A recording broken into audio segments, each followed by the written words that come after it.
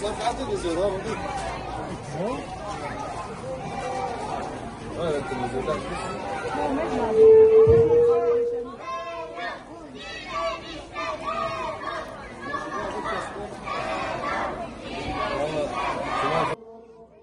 ذلك هو الفوز الكبير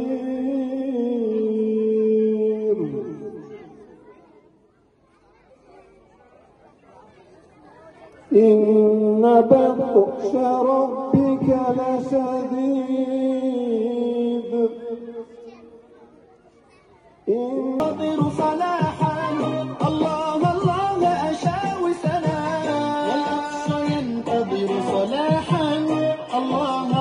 Size ne oluyor da Rabbimiz bizi hakkı zalim olan bu ülkeden çıkar, bize katından bir veli gönder, bize katından bir yardım eden yolla diyen erkekler, kadınlar ve çocuklardan zayıf bırakılmışlar adına savaşmıyorsunuz.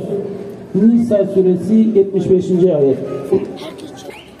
Siyonist işgal 77 yıldır işgal etmiş olduğu Filistin topraklarında işgali gün be gün genişletmektedir. Yaklaşık 2 yıldır İslam aleminin sessizliği Siyonistlere cesaret vermiş. Gazze'de işgal, talan ve insani kriz derinleşmiştir.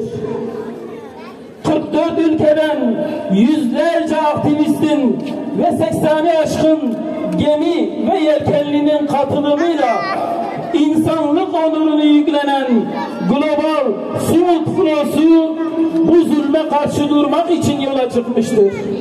Zulme karşı omuz omuza.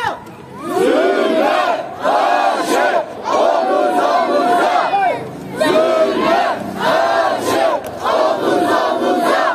Zulme karşı omuz omuza. Bu filo vicdanın, hakkın, cesaretin ve mazlumların safında yer almanın şerefine nail olmuştur.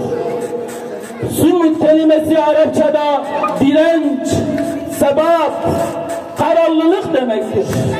Özellikle Filistin direniş kültüründe önemli bir kavramdır.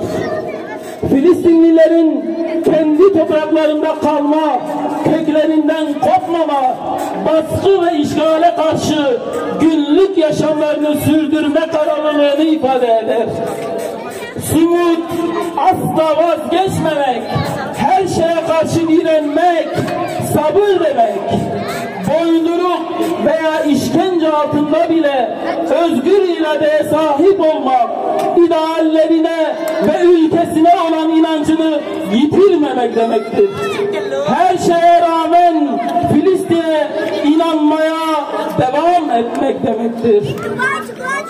Bugün Sumut artık yalnızca Filistinlilerin sözcüğü değil, küresel dayanışma hareketlerinin, sokaklarda yankılanan sloganların ve sosyal medyada büyüyen kampanyaların ortak diline dönüşmüştür.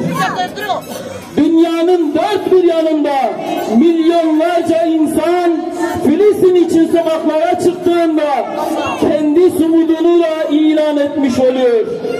Adalet, barış ve onur için ayakta kalma iradesinin en haysiyetli duruşu bu.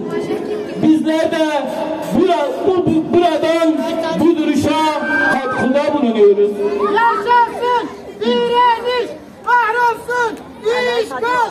Yaşasın direniş, kahrolsun işgal.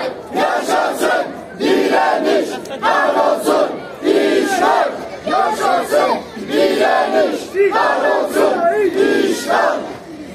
Bu filo sadece insani yardım taşımayacak. Tüm insanların umudunu, kararlılığını, vicdanını da taşıyacaktır.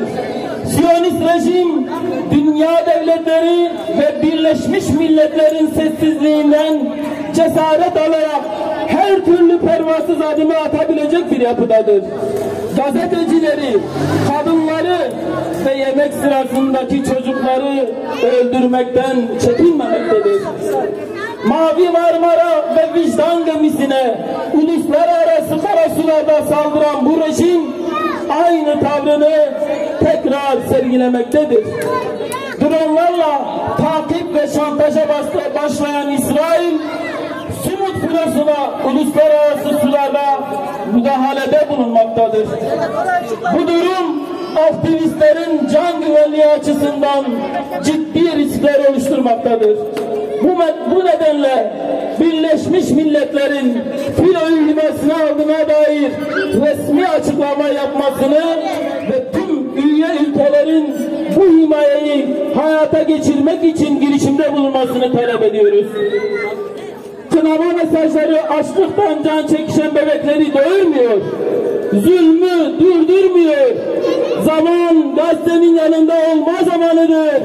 Zaman cesur, kararlı ve somut adımları atma zamanıdır.